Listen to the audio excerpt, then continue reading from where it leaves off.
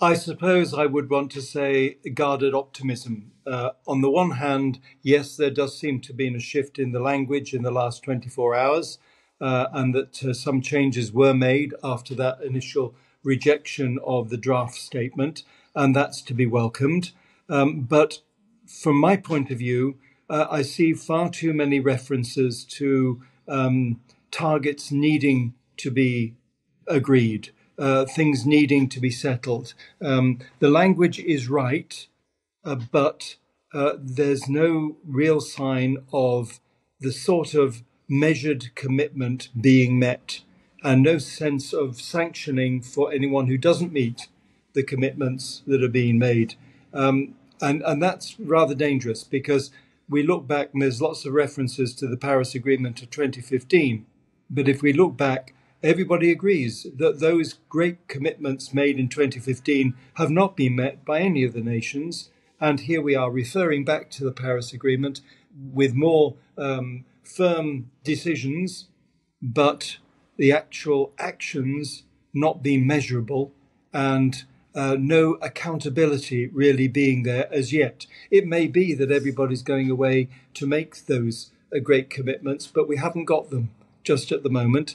And when it comes also to recognising the loss and damage fund as being so important, that's excellent news in itself. But the commitments made by nations for the funding of that loss and damage fund is totally inadequate. So where are we? Is this greenwashing? I hope it's not. And I really do want to be optimistic about it. And to think that nearly 200 nations should have gathered and said very urgent things to one another and come up with what looks like an agreement is excellent. But how do we measure that real progress? We're going to have to wait and see. But even from COP27 and COP26, those commitments were not met. So, is it more of the same language actually amounting to no action, no real action? I hope not. But can we begin to measure real progress? That's essential, because we're just running out of time.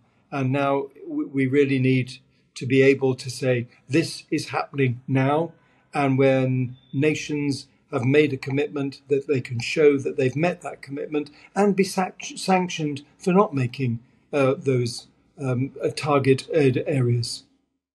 I think prayer remains very important, that we can't take anything for granted, that there seems to be a welling up of real strong opinion that decisions have to be made and put into practice.